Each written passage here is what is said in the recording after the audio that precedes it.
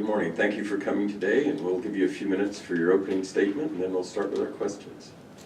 Thank you.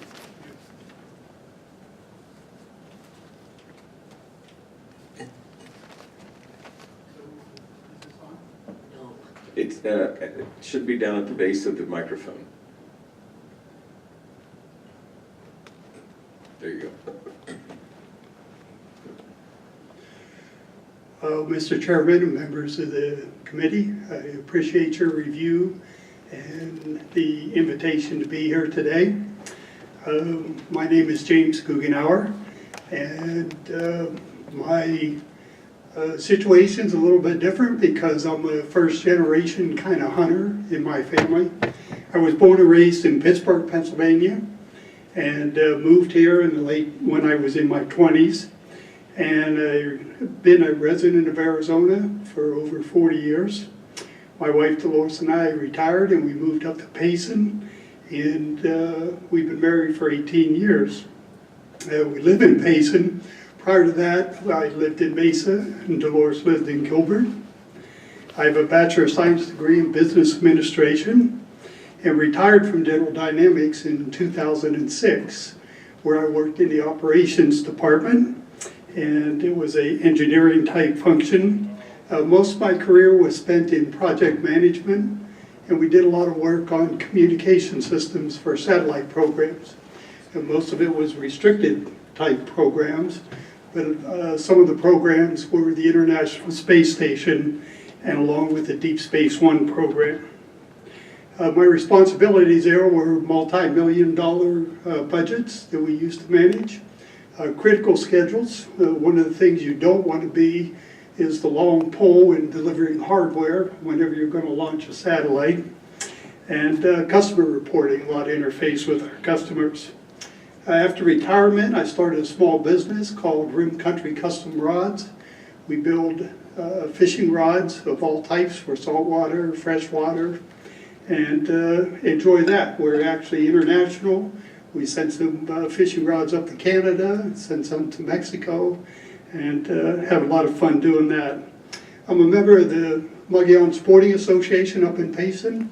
I'm a member of the National Rifle Association, BASS, the FLW, and the Goughnour Rim Sporting Club. I've always been an avid outdoorsman. I love to be outside, enjoyed hunting as a young man. When we moved from the city into a more rural area, hunted continuously. And older in life, I took up a passion of fishing. That passion has grown over the years and still is there today. Just love target shooting, love being outside, watching wildlife, spotting. I help a bunch of hunters go scout game during the fall. And I like it so much that each week I come back and I write a report. It's called the Rim Country Fishing Report, and we talk about all the fly fishing and the trout, bass fishing and what's going on up in Rim Country. I'm also a guest on a weekly radio station, again where we talk about fishing report and all things outdoors. So like that. On the community side, several years ago, up in Payson, we wanted to start bringing some of our national level bass fishing tournaments into Payson. So I was able to chair a group of people to bring some of these tournaments in. Today we brought about 12 national level tournaments to Roosevelt Lake, and Payson was the host town. Brought in an economic impact of over $2 billion with those tournaments. So we're real proud of that. I am the president of the Goughnour Sporting Association. Next month will be the end of my third term as president. I will be term limited, so after next month we'll have a new president. I hope to still be one of the officers in the club, but in some other role than being the president. Over that 25 years, we have accumulated and donated over $2.5 million to Rim Country. And this is in support of youth and wildlife projects that we have up there. The Goughnour Sporting Association is a little different than a lot of the larger groups or the state groups. We're more of a community-focused group. We tell everybody at our banquet that the funds that get donated are spent within a 25-mile radius of Payson.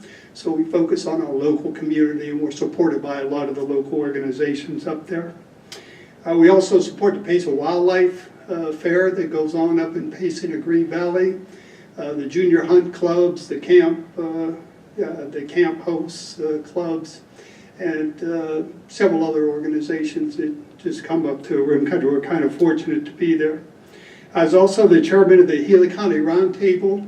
A few years ago, Roosevelt Lake was invaded with gizzard shad, and we got together a group of interested anglers and worked with the department. And to date, I'm happy to say that Roosevelt Lake has received over 1 million stockings of Florida strain bass, of either fingerlings or fries. And just this past week, the 944th artificial habitat was put into Roosevelt Lake. And this was working with the Game and Fish Department. So we're happy to work on those conservation programs. I love them, and hope we can do more of them in the future. I'd be happy to answer any of your questions. Once again, thank you. Okay, thank you. With our question, we'll start with Mr. Williams. Thank you, Mr. Chairman. Mr. Goughnour, I want to thank you for your desire and persistence to be a member of the Arizona Game and Fish Commission.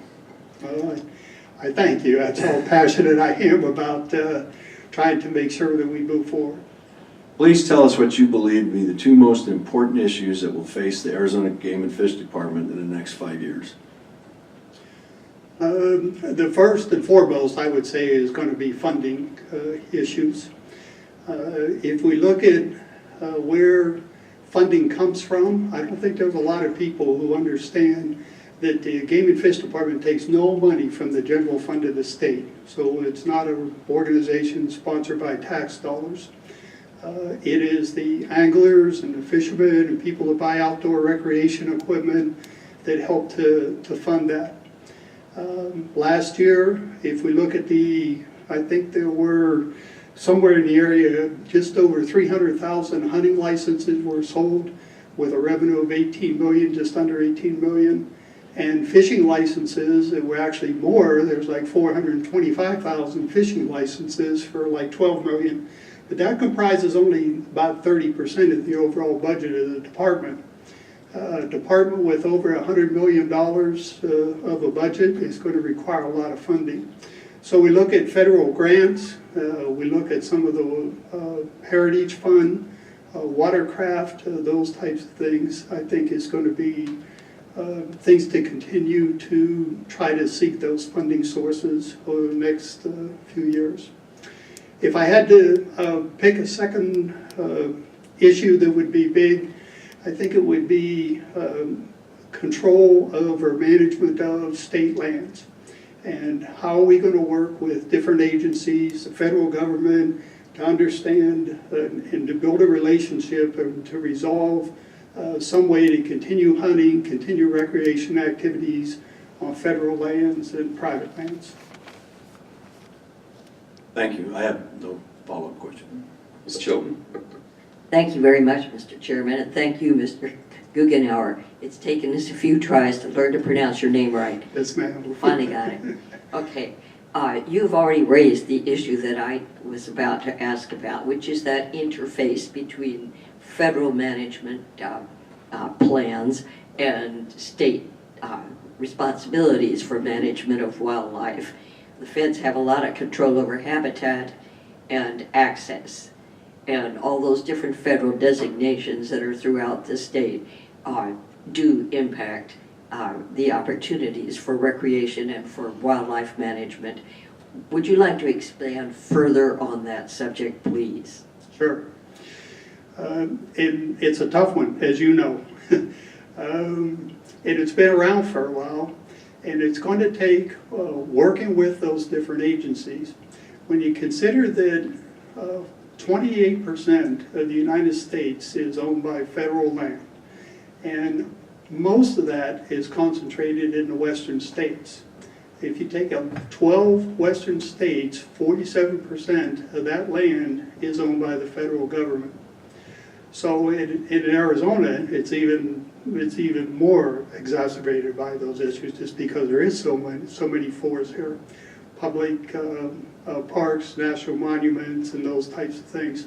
So all of those affect the ability to go recreate onto the forest and the public lands.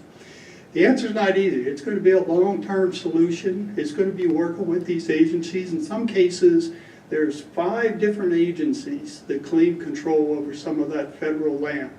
The Bureau of Reclamation, National Park Service, U.S. Fish and Wildlife, Bureau of Reclamation, all of those are involved in those public lands. And the states, the Game and Fish and the states themselves are trying to manage those. So it's convoluted at times, it's conflicting at times, and it just takes a lot of negotiation to try to figure out how we can maintain those and how we can work things out. Thank you. I do have a little follow-up, and that is, one aspect of that is federal introductions of species. And they are not always in accord with the state perspective on healthy interactions between species and, shall we be blunt to say wolves. Right. What are your observations on that subject? Are you asking specifically about wolves or ESA? It can include the wolves and anything else that you're aware of. Okay. Once again, we address the issue. The ESA in general is a great document.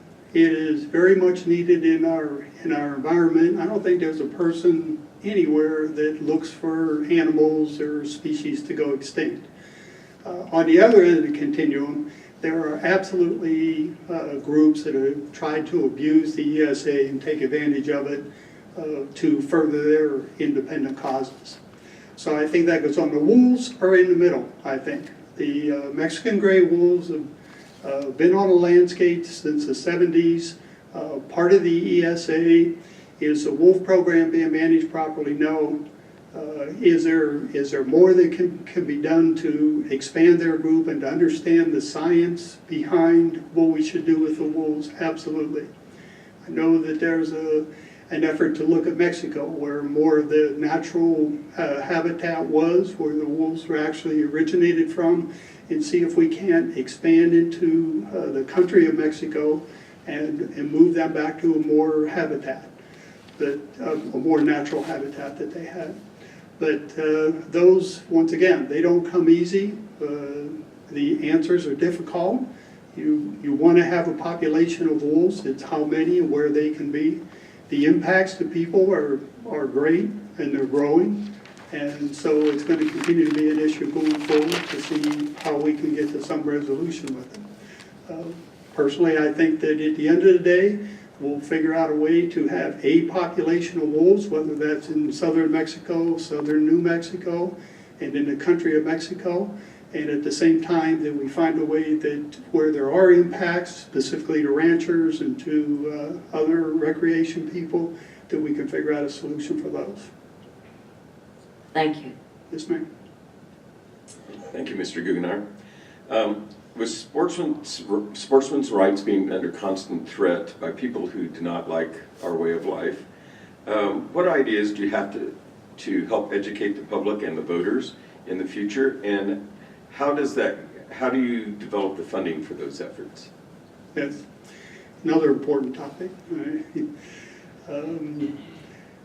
So there is. When you look at the state of Arizona, even though we sell 500,000 hunting and fishing licenses, that only represents like 7% of the population of the state of Arizona. So there's a whole bunch of people out there that don't actively hunt and fish. Many of those enjoy recreation, though, whether it's boating, whether it's off-road vehicles or hiking or cameras. So there's a lot more people out there. They're just not people necessarily that are buying hunting and fishing licenses.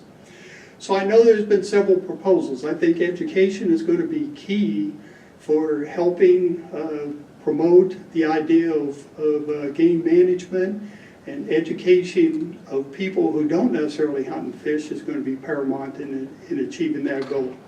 So how do you get the money to do those education things? As we talked about earlier, funding is always going to be an issue. So I've read the proposals where we've looked at either selling more tags for hunts, special rifle tags, or adding bonus points to the system so hunters can increase their percentages of being drawn for hunts. Both of those options, I've read the proposals, I've seen the public input. You can tell from the public input just how popular it is. There's a lot of people that are responding on the website to talk about these things. I'll give you my personal opinion. As I look at the numbers, neither one of those is going to get us to where we need to be with the amount of money that it could take to do something like this. If the goal is to raise at least $2 million a year, neither of those proposals are there. I think they're going to have to add discretionary type spending to that. Could be things like volunteering, or not volunteering, but purchasing additional stamps or conservation tags. Could be other issues or other ways to get discretionary funding added to that, because I don't think either of the proposals that are out there in itself is going to be the answer to it. But the question is paramount. I mean, there needs to be a way to educate the public to understand that management of wildlife is key, and the goal is to make sure that it's an everlasting resource in the state. Okay, thank you. Thank you, Chairman, and thank you, Mr. Goughnour, for being persistent and being able to and willing to provide your services to the state of Arizona. Thank you. I got a broader question about the environment with regard where our wildlife lives and our fish and game live, and that is our forest areas principally, but it does apply really to our entire open areas and areas for hunt.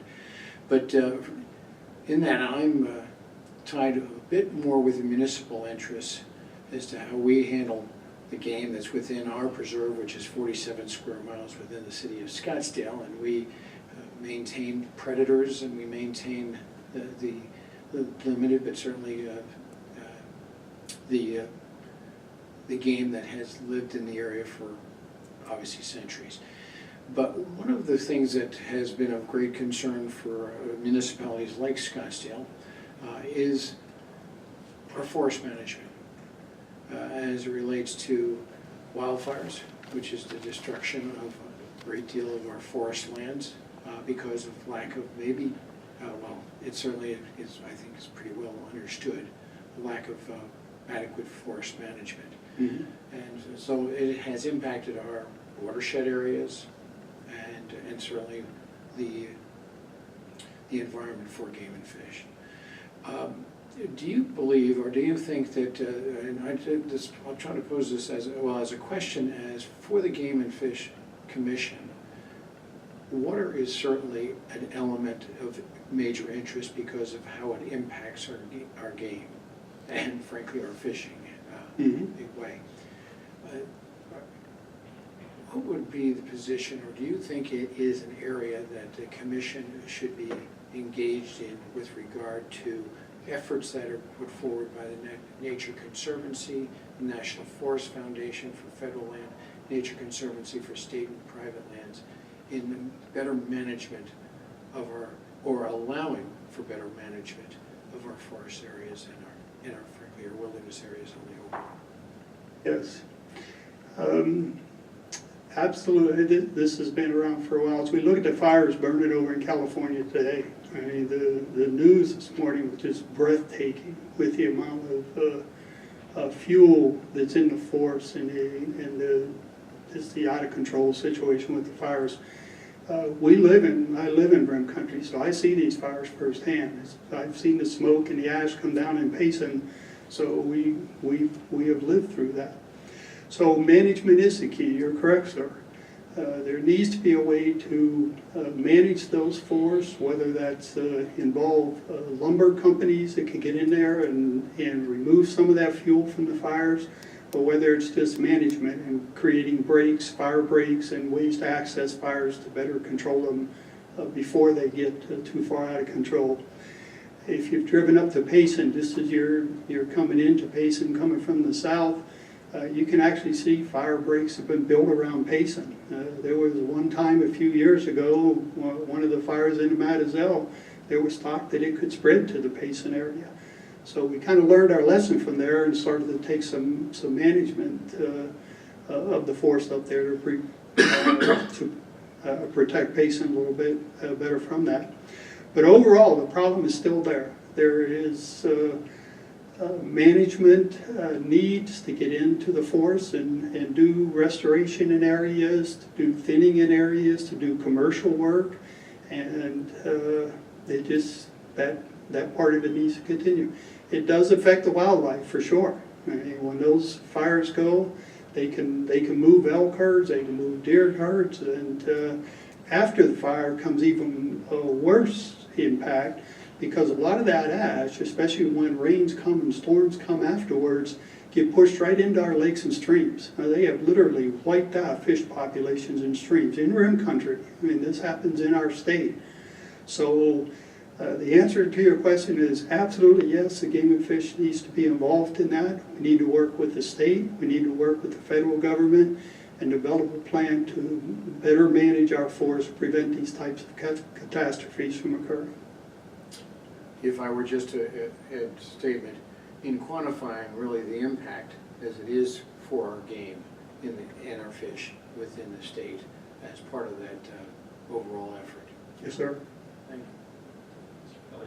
Morning, Mr. Goughnour. It's nice to see you again this year. Thank you. Hopefully we can move you from one job of at MSA to another. Appreciate it. My first question for you concerns the efforts on organizations like the Humane Society of the United States that have increased their efforts in recent years to eliminate the hunting and taking of predators like bobcats and especially mountain lions. How important do you feel it is for the commission and the department to maintain their ability to manage predator populations moving forward? Yes, sir. Critically important is the short answer. The longer answer is, we all, the Mud Young Sporting Association, the Game and Fish, and every conservation group that we have in our country is based upon the North American model of wildlife conservation. And that guarantees the management of hunting so that it is a never-ending resource, and that's critical. I think if we think about this one clear back to the late 1930s, early 1940s, when people started to realize that we need conservation on wildlife or we're going to lose it. That's still the motto today. And so if we manage these things, we need to be able to convince the public that there is an active management program. It sustains our wildlife. The hunting and fishing that we do does not impact the overall longevity of these species. And that's kind of what the whole North American model is about, is ensuring that those things are there. Based on scientific information, it's governed by laws, it's the public's wildlife. Just because somebody owns a ranch, if there's deer on that ranch, they don't own those deer, they don't own those elk. The wildlife itself is held in a public possession. Streams and fish are the same way. If you've got a stream going through your lake, those fish in there belong to the public. So everybody owns the wildlife, everybody's responsible to help manage that wildlife, and I think that the Game and Fish Department plays a key role in supporting that North American model and working to help those groups understand that this is a sustainable resource and that's what they're working to manage here. Thank you. Sir. Okay, we'll start our second round with Mr. Williams. Thank you. Mr. Goughnour, what pending or recently passed federal legislation do you think will benefit the department in carrying out their mission? recently passed legislation Or pending. or pending. I think it would be, back to the funding issues. If we look at the funding resources for the department, where Pittman Robinson and Dingle Johnson is where the government gets the funding, they allocate that to the national fund, and then they allocate it to the individual states. So I would think that funding issues from the government are the biggest things that support us. Along with the Heritage Foundation, to make sure that those funds still remain available to them. There's a lot with the Grand Canyon, the U.S. mining that goes on up there. I think that legislation is going to continue to go forward and still be pending. But I still think that uranium mining in the Grand Canyon is something that can be done. There has to have oversight. We need to make sure that we're not destroying any resources or any wildlife up there. And I think those are probably the major legislations that have been helping Arizona. Thank you. I have no further follow-up. Thank you, Mr. Chairman. I think you've probably noticed that these questions all interface, and every one of us has questions that they all go together, and they are often focused on the impacts on the available lands for recreation and how we keep those lands in good condition, not burned up or not under threat from other problems, or not covered with trash, and not the roads destroyed, and not the waters ringed with trail cameras and activity that keeps the livestock from utilizing the water, or keeps the wildlife from using it either. I think that I need to hear that you are aware that public access through private lands is a matter of considerable effort on the part of Game and Fish through their Landowner Lessee Sportsmen's Relations Committee, and that willingness of the agricultural public who relies on those lands just as much as the wildlife does. I mean, it's a shared environment, except that the landowner is faced with a highly urban public coming out to recreate on their land and impacting that land, in addition to the federal government coming in and placing other mandates, including imposition of predators on that land. All of those together affect the willingness of the landowner to allow access through his private land to lands that may well be behind it. And I would like to know your observations on working with the landowners to show them that the commission and the recreation public is working to ameliorate some of those impacts, so that we can all continue, as we have in the past, Sure. to benefit from these lands and from this public, as you mentioned, public ownership of wildlife. Mhm. Please Yes, elaborate. yes. And you're absolutely right. I've seen this firsthand. Being from Payson and being with the MSA, I've gotten calls from ranchers that say, you got to come down here and see what this is. You go down there and you see these tire tracks that somebody's driven some four-wheel vehicle through the mud, left these deep ruts in the guy's road leading out to his gate. And there is absolutely work that needs to be done on both sides. But generally, let me go to a higher level. The public land, or access to private land, has always been an issue for ranchers and for hunters and conservationists and everybody outdoors. But if you look at these ranches, you look at wildlife, I mean, they are 100% compatible. Every single thing that a cow needs, an elk needs. for a deer needs. They need water, they need feed, they're on the same landscape, they're on the same ranches.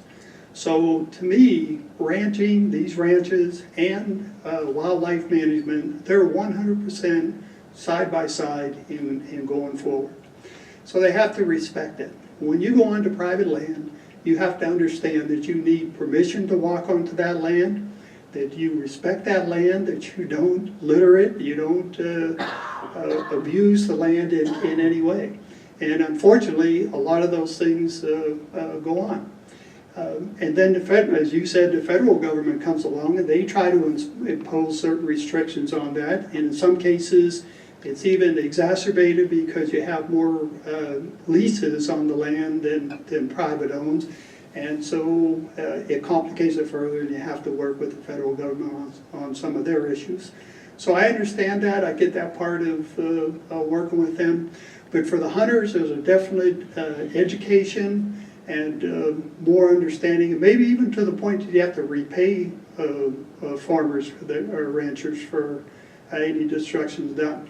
There's no excuse for cutting a fence just so that you can get your ATV onto someone's land. There's no, even to trespass on there, no excuse to cut a fence or climb over a fence to go do those things. So awareness, restoration if needed, and definitely education. Thank you very much. Yes, ma'am. Again, thank you for being here, Mr. Sir. As we continue to see Arizona becoming more and more urbanized, and with that, probably a smaller, or definitely a smaller percentage of our population enjoying the outdoors through hunting or fishing or outdoor recreation at all, what new ideas could you bring with you that will increase participation and understanding of our outdoor recreation heritage? Yeah, exactly. Another issue, as I said, 7% of the population actually buy hunting and fishing licenses, and that's declining. If you look at the U.S. Fish and Wildlife information that gets posted each year on state sales of those things, it's in a declining mode. So education is definitely the key to understanding that. But there's lots of other resources out there. There's a lot of people that enjoy water sports, watercraft. That's a big part of the existing budget that we have. Off-road vehicles is another piece that could probably be increased. Off-road vehicles account for like 1% of the budget. So you're thinking, well, I see them going down the road a lot and see an awful lot of people riding those things. So maybe there's other areas that you can look at for that. But it's going to have to be discretionary, sir. I don't think that the Game and Fish Department or any state agency can impose fees on hunters, anglers, watercraft type sports to make those there. So things that would be an option. We look at this Ben Avery shooting range over here. There's a real opportunity for that. I know we talked about this last year, but I think that it's at a metropolitan area. It's a fantastic facility. There could be international type events held there for shooting that would raise lots of funds for those types of things. So I think that discretionary funding, let people make a choice. If they want to buy additional tags, if they want to buy points, if they want to buy a conservation stamp, whatever it could be in there. But that's where I think additional funding needs to come from. It can't be mandated. That probably isn't going to be successful. Okay, thank you. Mr. Lane? Thank you, Chairman, and thank you, Mr. Goughnour. But I have, my second question really has already been answered previously, so thank you very much. Thank you. Mr. Keller? Okay, Mr. Goughnour, my second question for you today is about the use of trail cameras by sportsmen and the general public. It continues to be a very controversial issue. What do you believe needs to be done in the future to better control their expanded use? Yes, sir. Technology in general is, as we spoke last year, ever increasing, ever coming onto the market. We talked about laser guided bullets last year. Those things, you would think that over time that those things would diminish, and in fact just the opposite is happening. They seem like they're getting more popular as they get out there. So you're not going to slow technology down. There's going to be a bunch of new things coming on the market that are going to address a fair chase kind of question. And proactive steps need to be taken to do that. And not all technology is bad. They now have an infrared light out that if you shoot an animal at dusk and you need to track it into the dark, they've got now a light that will reflect that blood so that you can see it much easier and trail the animal into the nighttime hours. So technology works good and bad, specifically the cameras. I admire the Commission's motion last June to remove the cameras or not allow the cameras that you can set up that actually alerts a telephone or a computer if the trail camera is triggered by an animal walking by. I literally get a phone call and says, hey, there's a deer at your pond down here. So I admire them for standing down on that. The existing trail cameras around the water, it creates a problem because it gets to be more of a business. When we look at some of our guide companies, guiding in Arizona is a huge industry. There's a lot of money associated with the hunts that we have here because we have such a great wildlife. I mean, we've got world-class elk here in Arizona, world-class mule deer up on the Strip. So a lot of people are interested in Arizona to come here. That drives things like trail cameras that are out there 365 days a year. And it drives people monitoring those trail cameras every day or every couple days. To the answer of technology, you now have trail cameras that you can go put 20 trail cameras out and link them to one master camera. So instead of going out and checking 20 cameras every day, now you just go check one camera and they're all interlinked to that one. So that brings a question of fair chase into how much area you can cover with this. So the existing trail cameras, I'm not sure, to be honest with you. I can see benefits of it. I have trail cameras that I put out on my property just to see what kind of animals are walking in and out of there, and it's fun to go take that SD card every day and put it in the computer and see what walked by the house the night before. But when it starts to turn into such a big business and technology advances keep getting easier and easier, I think then you have to start taking a look at these things and saying, how do you get proactive? And I use that word because, and I'll use the trail cameras as a good example. When they first came on the market, everybody thought, oh man, these things are really cool, you can go see this, and I think hunters thought, okay, this is a good thing. So then the price of them started to come down, and other aspects like linking to phones and things like that came online. They became much more affordable, got embedded into the market to where today, I don't know a single hunter that doesn't own a trail camera or a few trail cameras or up to a dozen trail cameras. So if you were going to do something for trail cameras, the time to do that would have been 10, 15 years ago, before the technology gets ingrained in our society. Take these laser-guided rifles that I was talking about.